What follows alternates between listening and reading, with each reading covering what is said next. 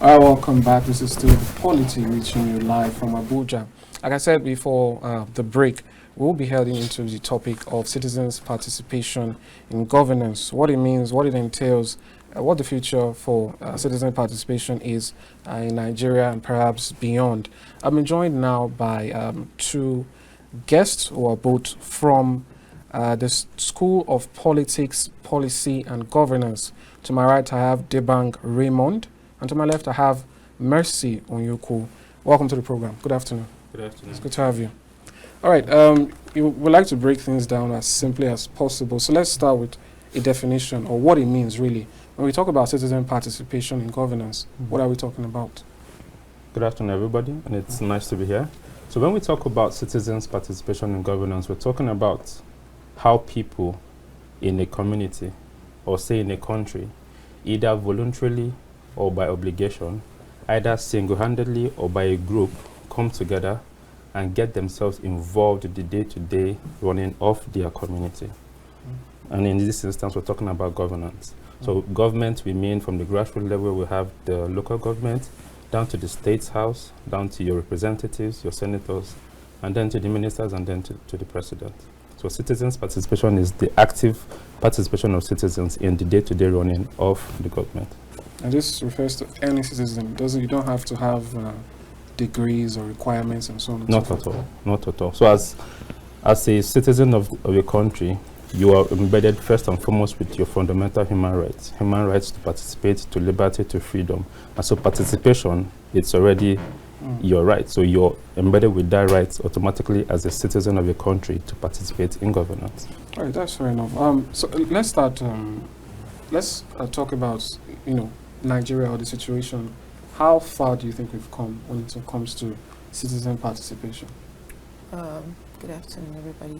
I would say mostly that Nigeria, we're still not yet involved in the situation, the activities happening in Nigeria. We're not yet involved in governance in Nigeria. We are still very, very unaware of the participation of or the power which citizens has in governance. So we are far behind, and I think we should do more in our participation or our commitment or engagement with the government. All right, that's fair enough. I think something interesting here is citizen participation in governance. And what we like to do on the program is we like to show the line between politics and governance. So I guess the question now is it really possible to have citizen participation in governance? That is how things are being done by people who've already been elected, sworn in, inaugurated, without having them participate in the process that leads up to governance, which is politics. I think they kind of go hand in hand, simply because you would understand that a politician or a political office holder would not exist if the citizens do not participate in that process.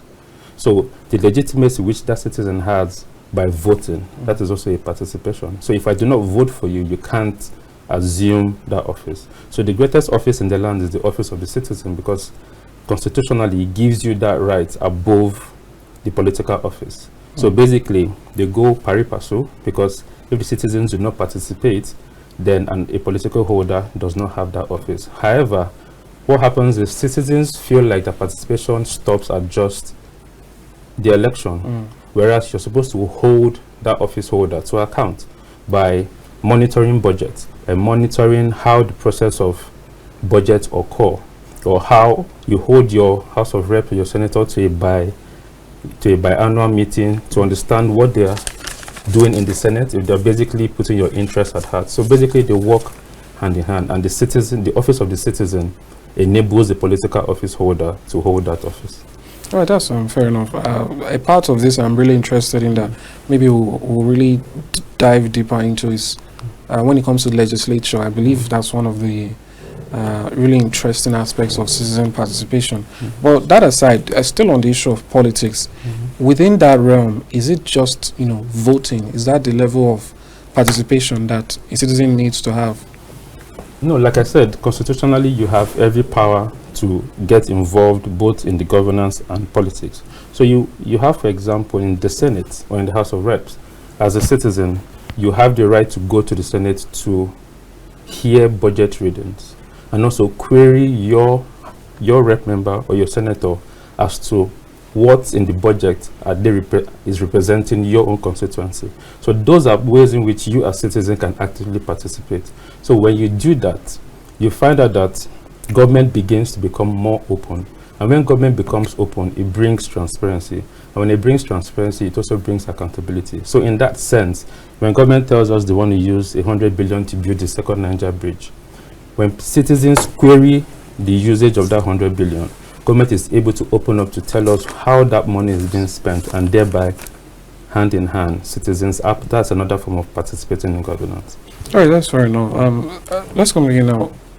What other benefits do you think come from participation? Because I believe one of the issues that hold citizens back is they believe, what's my business really? Why should I be the one? These people campaigned, they wanted the job, they've got the job. Why do I have to be involved in anything? So what are really the benefits for a citizen to go out of their way? Many times, thank you. Many times we don't know that these people who are representing us, they don't know what we actually want. So it's a way for us to put our own ideas forward, our own plans forward, that this is what is going to help us. This is what is going to assist us in this area and that area. So they don't just give laws and policies that does not really affect the masses or the people at large. So I think we voicing out our own opinion on how we want things to run will actually be helpful for the government to understand the needs of its citizens. Okay, that's a benefit, letting them know what you want. Exactly. Maybe we'll delve more into how they feel about whether they are listened to or not. But I'd like to, get a little bit into practicals now. And the reason is this, I think from on face value, our viewers watching out there can say, the people in this studio, they look okay, they look well to do. You look like people who participate in governance. Okay. And someone might say, I'm in my shop, I'm in the school, I'm in the park.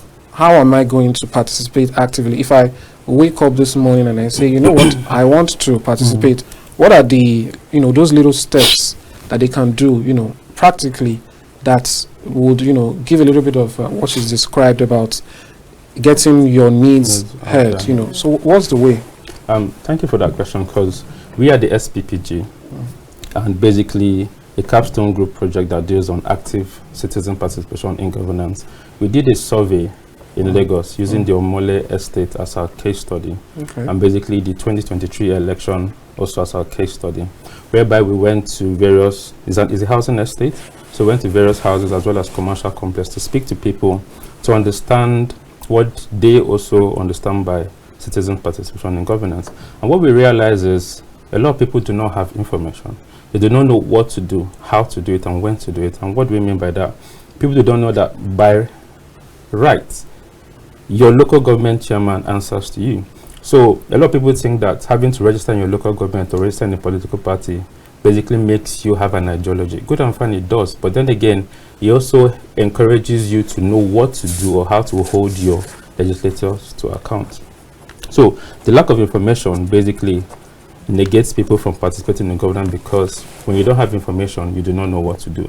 So you can register in your local government area, also register in the political party, and when you do that, you have an idea as to the workings of government, or the workings of how governance occur, because a lot of things that happen in governance, like my colleague said, happen because those in power do not have an engagement with the citizens to know what exactly their needs are. So basically, a legislator brings out a bill because he feels in his mind, maybe growing up, he has seen that this road hasn't been working for the last 100 years, and that he feels the need to fix it.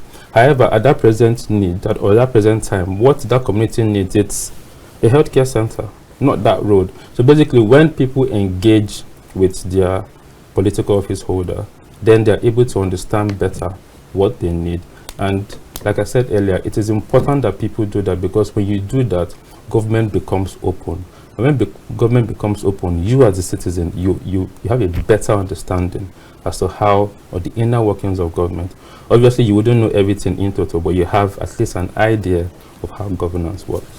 That's fair enough. I think a key point there is to first take interest, just just before you came into the studio, the NBA president, former NBA president, pardon me, confirmed that he just joined the political party and he attended his first meeting. And I believe this is what we keep asking of people, because he made a statement that I believe is instrumental here. He said he got tired of complaining, and he decided to do something. So let's talk a little bit about the legislature again.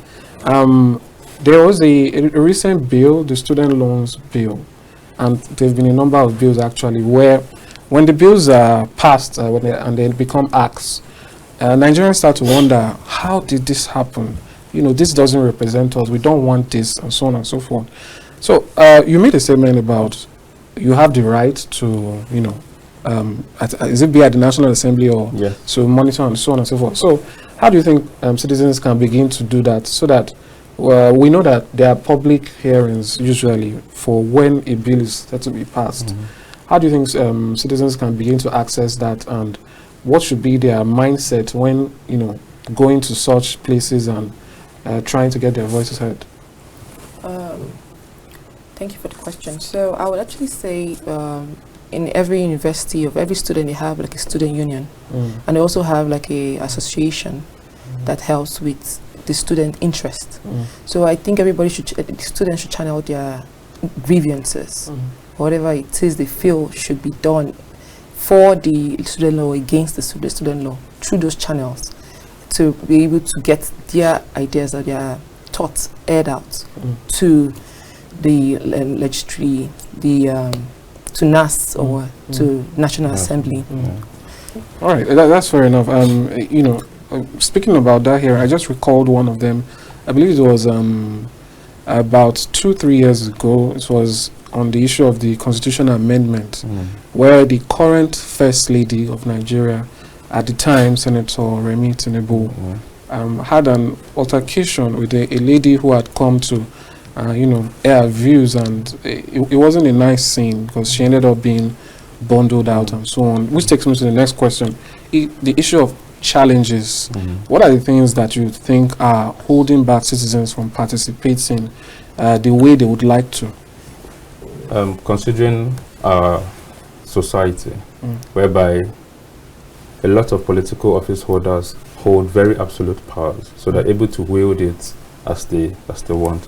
So citizens are scared to go into that confrontation with power, whereby basically feel like you're fighting against the government, right? However, there are very lawful and constitutional means to do that, and which is simple engagement. When you talk to them in public hearings, like the question you asked her. So when you go to the public hearing and you listen to the House of Reps or the Senate go through the bills, you also have the ability to look for your senator's office or your rep member's office and try to have a one-on-one with the person to also share your ideas, either as a group collectively or individually.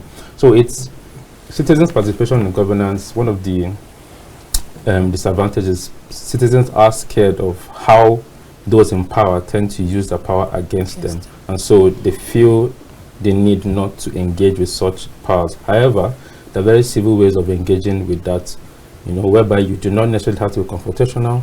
That you can either write a letter, or you can do a news publication, or you can actually go to the office and speak to them.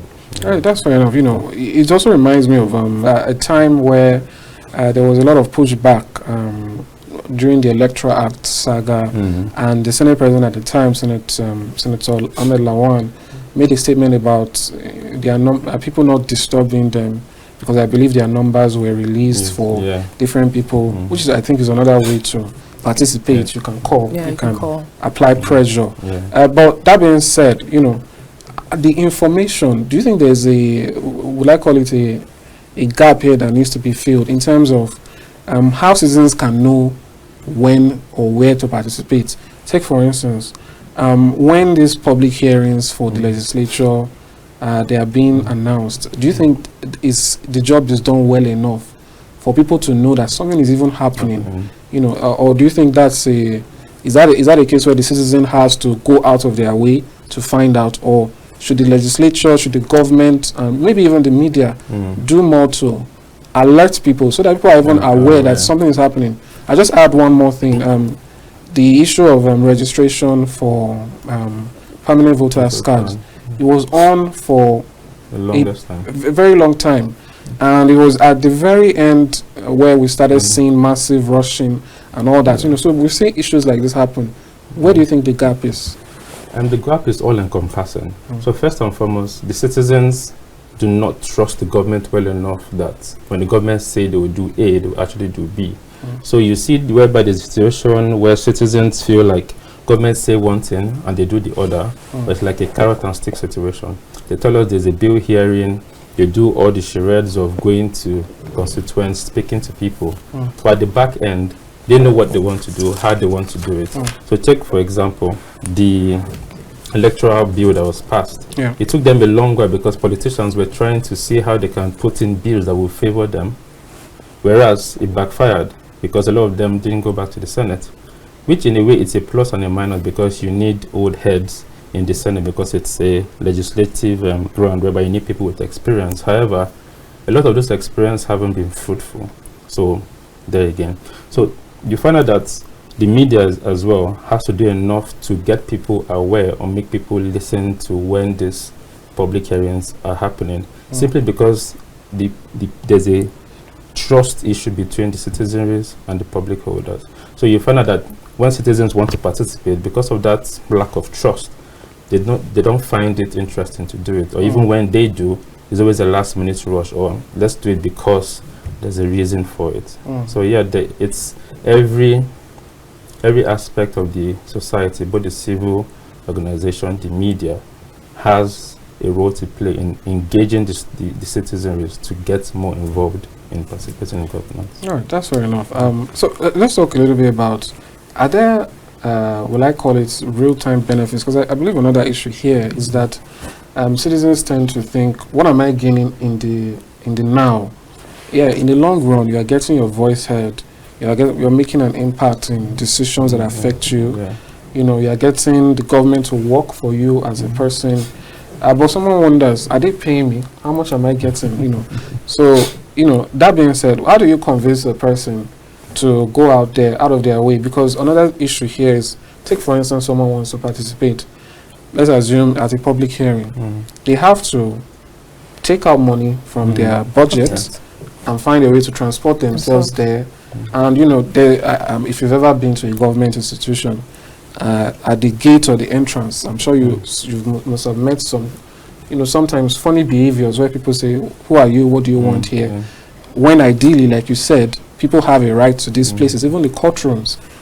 Any citizen is allowed to go into a courtroom and witness proceedings, but we don't see that. So that being said, how do you think you can preach the news to them, or or advocate that even with these issues you have to face, it's still in your benefit? Okay, I would use myself as a case study regarding the last general election. I was so hyped, or should I use enthusiastic, to come out and vote. I actually went under the rain with the sneakers that day. I went prepared with my jumpsuit and I was all giddy, like I was going to vote for the second time and my vote would actually count. And it took me a while to even get my electoral posting. But I finally did get it, and I voted and I was so happy because I felt that, yes, this time around, we are going to be heard. And I'm sure I'm not the only one that actually did that. I'm sure millions of Nigerians actually came out massively to vote this last general election.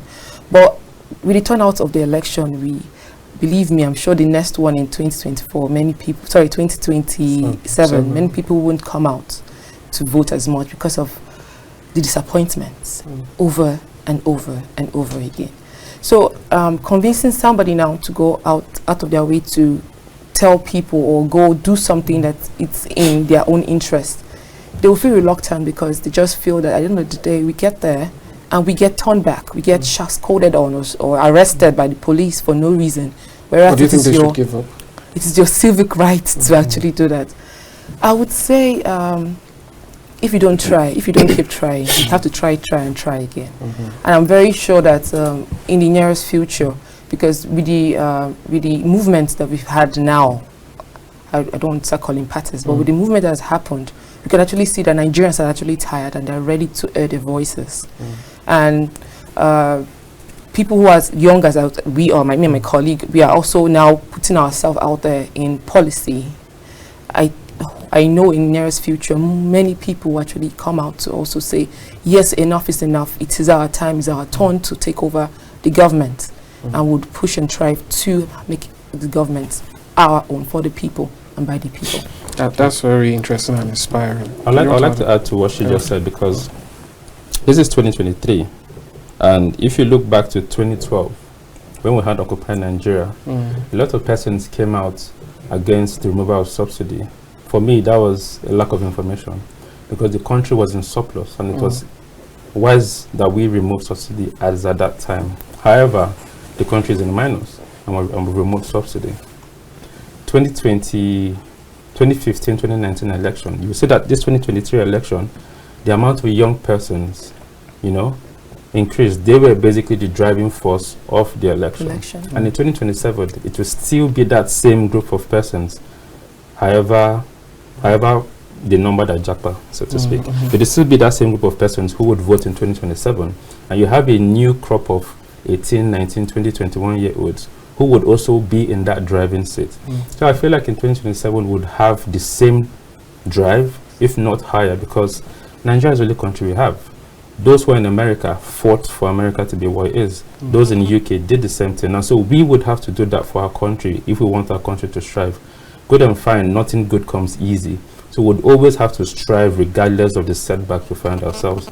Rome wasn't built in a day, and a journey of 1,000 miles starts with a step, and the step has been taken, and I don't think it will stop until a significant change happens in government. And I think it is there. I mean, there's a dampened spirit, but 2027, it will still be there. All right, that's fair enough. Like I said, it's also inspiring. You're a point of contact to other young persons out there. But let's talk now a little bit about, the problems you've highlighted and moving forward. There's an issue currently that I'd like to get your thoughts on. Whenever it's good to see enlightened persons like yourself, so that we can have a robust response to some ideologies that people are spouting. Now, something happened recently. I'm talking about Niger Republic, where the military overthrew the democratic government. And it started out as something a little bit, but it's been growing in terms of people's belief that at the end of the day, are you sure it is not better the military takes over? Some dangerous thoughts like that. And, I'll take it to what you said about how persons who went out all excited and trying to felt defeated, and they said, you know what, we don't care anymore. But that being said, I really like to get your thoughts on how democracy is important in building a nation. When it comes to citizen participation in governance, is that something that is even possible under a military setting? You would find out that in the whole of West African region, we've basically had more coups than the whole of Africa. And that for me boils down to a distinct lack of good leadership. So you would always find that this occurrence happening because the leadership have always gone left. However, by history, military rule has never been the best form of governance, because the soldier by training, he's built for war and not built for governance. So it wouldn't be any positive, no matter how bad democracy is. It's not the best form of government, but it's been proven to be the one that has tested the terms of times. So I hope that the leadership in the western region of Africa are seeing what's happening and trying to understand that the citizens are getting tired of their lack of leadership, the lack of progress, the lack of success in all these countries, and that is fueling resentments towards this leadership.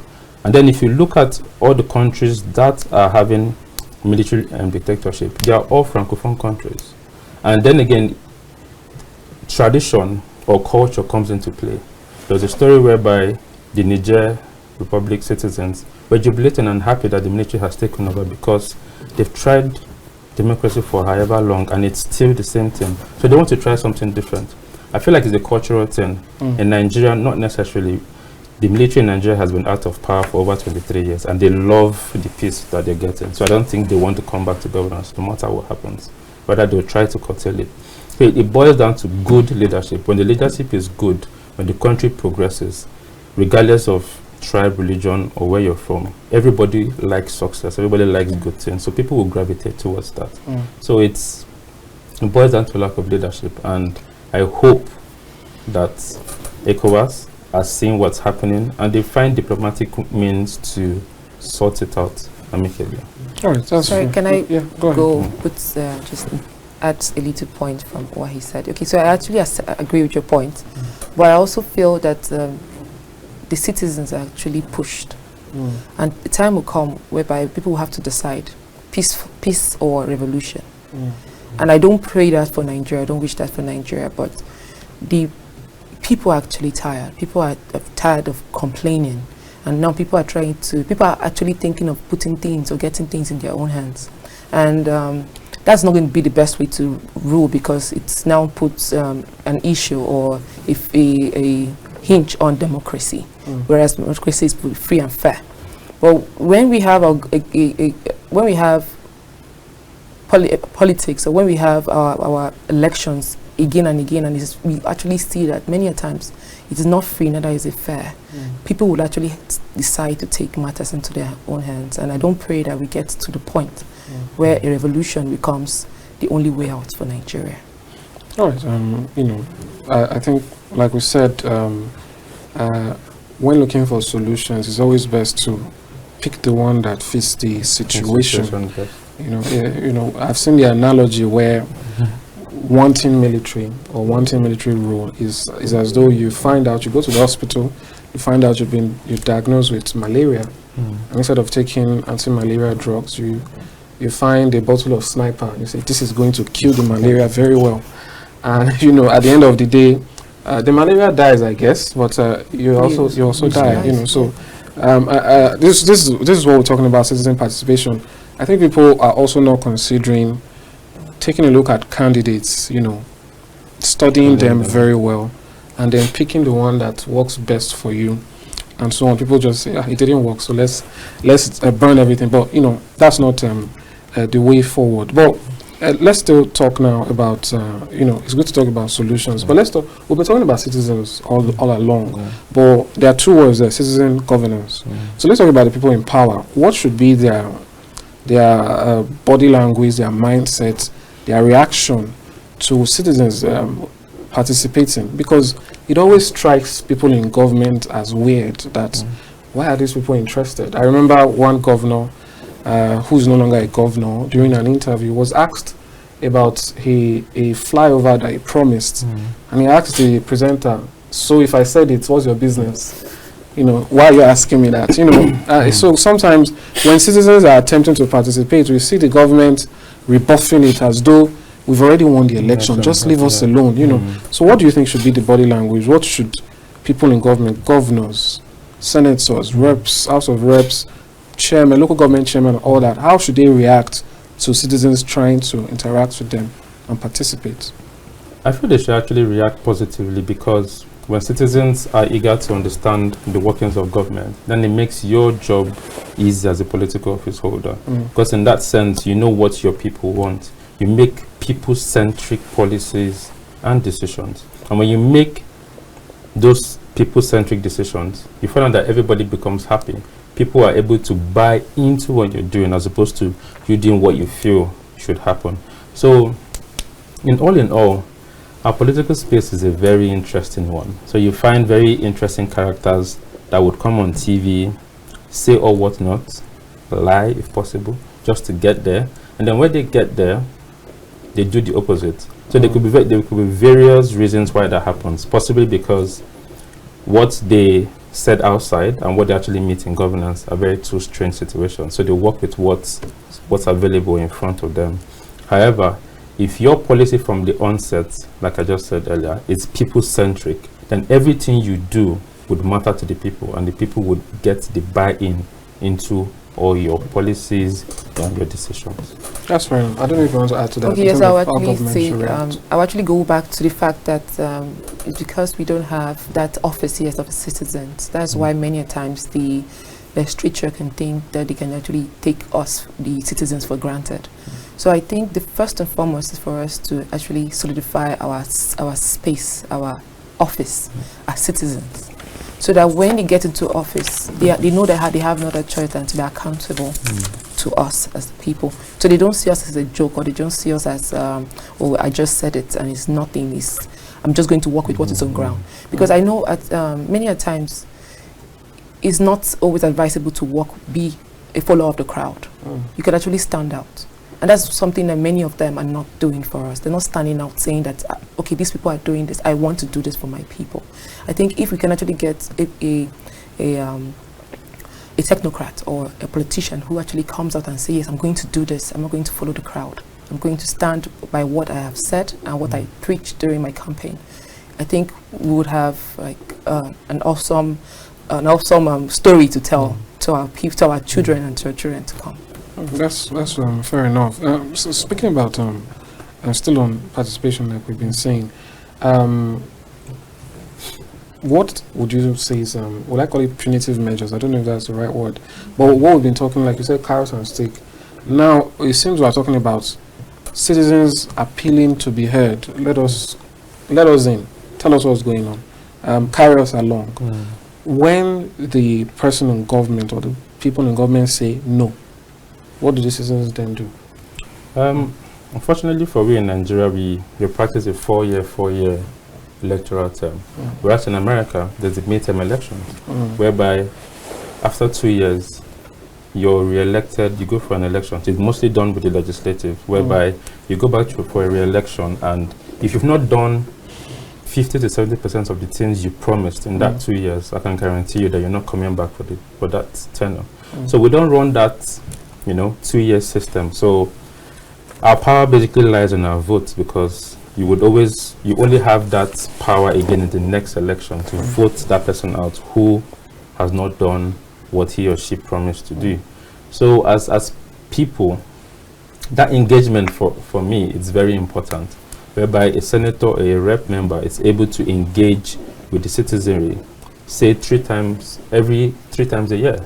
You come back and you give a situation report, a stewardship report as to the bills you sponsored, the successful ones, the not so successful ones, the projects you've also initiated. That way the people understand your day-to-day activities, that you represented them properly, and they're also able to tell you their fears and what they want. So the participation in governance really is citizens holding or calling. It's like you're calling someone who you sent on an errand. What is the situation report? What is the feedback? What have you done? You said you would do X, Y, Z. What have you done? You've not done this, So you do that periodically, like I said, maybe every 3 months, every 4 months, however, 3 or 4 times in a year. You do that, and as you do that, you see that you as a citizen, you begin to understand how government works. Because when you speak to your senator, when you hear your senator speak, or your House of Rep member speak, you can tell, you can understand what they're saying, if they're saying the truth or whatnot. So yeah, that engagement has to be fought and back. We would always have to call your messenger, call the person who you sent on your electoral message. Mr. Senator, what's happening? Honorable member, what's happening? So in that way, you see the engagement happens. And if it's consistent, if it goes for a long while, governance becomes open and people get into the nitty-gritty of governance. That's fair enough. It's like they say, politics is local. Kudos to some of those lawmakers who are on a first-name basis with their constituents. But that being said, there's an interesting issue I'd like to get your thoughts on here, which is about when citizens are participating, to what level is it okay to, some persons will call it fraternizing. Some people say, this government, they've done this thing, and they treat them like the enemy. We don't want to talk with them. We don't want to hear them. We'll just wait, and maybe after 4 years. I'll give an example. I don't know if you know about the popular Instagram skit maker, Taoma. And a bunch of other skit makers. I think last year or so, they all went to the the villa, that's a villa, and they met with the vice president. And they got a lot of flack for it on social media that, this under this government, people were killed at Lekki toll gate, under this government, this has happened, this has happened. And Taoma, in her defense, tried to say, well, we know there are problems, but they're not going to listen to us if we shun them, if we do not interact with them. The same thing happened with another, popular figure on social media, Tunde Onakoye, I think is his name, the Chess and Slums a man who tries to help children out of the streets with chess. He also met with the vice president, and people said, you are laundering this man's image. His government wasn't good. Why are you with him? And Tunde also replied that he's working for his children. He wants better for them. So he's going to engage with people who have the power. But then there were still people who condemned them. What do you make of that? Can you engage with the government without it being an endorsement? Or if you feel the government is bad, does it mean automatically you are not going to participate in governance anymore? I think it would be wrong not to participate in governance simply because the government of the day isn't popular or most of their policies are not what you want. I feel like it's actually important that you do, because in that way, the government is very large. So basically, a government can be going right and thinking that's the good thing to do, or the correct thing to do. However, the citizenry think different. So when you engage with them, you hear that point of view, you know why they do what they're doing. And then in that sense, you also lay your own complaints to them. So I would also support what they did in the sense of engaging with the government for the government to know what the citizens want and how they can do better to, help the citizens live a better life. So in my opinion, it's important that you engage with governance. Government needs that engagement. In a sense, that's what they thrive on. Take, for example, the NLC strike that's about to happen. Government has engaged with NLC for over 3-4 times now to understand what their problems are, what they want to do, or how they feel the palliative should be shared, or how government should engage with the citizens. So it's important that you always engage with the government, whether you're for the government or if the government is popular or not. So it's important you do that. Engagement, in a way, opens up other areas that you do not know, and then you know better, and then you treat it better.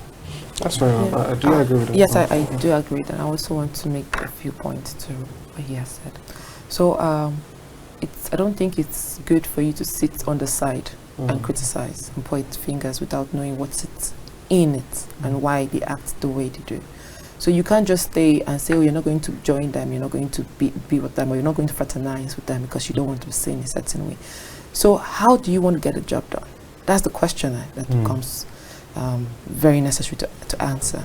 How do you get the job done? How do you know what is going on in there if you're just going to stay on the side and criticize? I actually know about that story, because I know there's some of the comedians that refused, or skit makers like Mr. Macaroni that refused to turn down the invite. I would say it's on a personal note. I would say that is his own idea and opinion, and I won't shun it. But the truth is that if you actually want to change, you can't sit down at the far end and expect change. You have to work. You have to show your own effort. You have to put your own effort. You have to be involved to be able to create the change. So I would always say engagement, as he said, is the best way to go about it. Engagement, having a one-on-one discussion and talks and that only can create intervention. That only can create awareness of where both parties stand, where we are and where we want to be. So you cannot move forward if you don't have that foremost intervention, which is having it sit down and having it discussed over to know which parties and what and how we can actually move, or you can actually move, just to have like an agreement with both parties. All right, that's fair enough. We're almost out of time now. So let's end with this. I want to get your recommendations each on the way forward, really. Advice across to all parties. You have the citizens themselves, you have the government, you have people like me, the media, who sometimes stand in between. So what's your advice on what do you think is the way forward to get the kind of participation where when someone is considering even running for office, the people are first in their mind because they know that they're not going to be alone when they win. They know that they're going to be, constantly on their toes. So what's your advice to all and sundry? I think for me, I would say it's important that every strata of the citizen age gap engages in governance. I mean, from secondary school down to university to your workspace. When you engage in governance or when you engage in political discussions or political activities, that way you find that the crop of persons who would present themselves forward for political office would be people of substance, people who would understand the polity, people who understand people-centric decision, people-centric engagement. You make things that would affect the people directly. So it's very important that everybody engages in political discussions, political engagement in one way or the other, because we can't keep complaining and staying on the sideline. Nobody would do it, and politics is a game. However you want to say it, is a game, and with a game, you always want to strive to win. So you have to always put your best man forward to always win the race. So if you do not engage, you would have mediocres who will come and give us basically what we do not expect. So engagement is important. And by engagement, like I said, political discussions, political activities. A lot of people think that registering in a political party is a bad thing. I mean, as a human being, you're ideological. So you're either a leftist or a right. So you have to be in a political party, put forward your ideas, and in that way, the space becomes populated with like-minded ideas. That's one issue we have. We do not have, like in the SPPG, we call ourselves disruptive thinkers. So if we have people of that thinking in a large number who come into a space, we're basically going to dominate it for a good reason. But if you have people of very shallow mind thinking, and then they would, so you would need everybody to engage. That's fair enough. I would love to add to it. So I think first and foremost in Nigeria, we don't really groom our young people or make them aware of politics, whereas it affects them. It affects everybody from age 3 when you become aware, 5 when you become aware, to 80 to 60. So I think universal basic education should also think of putting this as a foundation for its students in classrooms, as in the curriculum, that politics should be discussed, because politics happen everywhere in the classroom. It happens. It happens in your bedroom. It happens in your kitchen. It happens everywhere. It happens in the church. So we shine away from it as a thing that needs to be discontinued, if you allow me to say that. It needs to stop. We need to hint on it. We need to talk about it and educate our people on how politics goes and the need of politics in a society, because that way it gives us a sense of belonging from a young age, so that when you get into secondary school, primary, your secondary school, university, it does not become something that you're not alienated from it. You're not far away from it. It's already part and parcel of you. So you're easily integrated into the system. It's sad that we don't have enough youths in political parties. It's because of we the youth to be running away from it for so long. I think we should wake up and get ourselves involved in politics. That's the only way forward for us in Nigeria, so that the new generations of political members would be youths, no longer being, I don't use the word. So we don't have to start rotating a group of a demography of people. We can actually do it. We have what it takes. We are intelligent. We are strong. We have the energy to push politics. We have the drive, and it's a waste that many of us are not using to do anything, whereas we can actually go into politics and use it for something to better our people, to better ourselves. Because at the long run, it is our children that will come out and say, oh, this person did this, or this, your name is going to be somewhere for doing good, for driving change. That's what I think. That's great. Thank you so much, Mercy. Thank you so much, Dibang. It's been a pleasure having you. I've been speaking with the folks from the School of Politics, Policy and Governance, and I think the key takeaway here, like you said, the final statements there, politics is a game, and if you don't participate, if you don't play it well, the best of minds, then you're definitely going to have people you don't consider the best, and you might start to consider military rule. So do your best, participate, encourage others to participate, so that we get to have the best of democracy. It's working in so many places. It can work here too.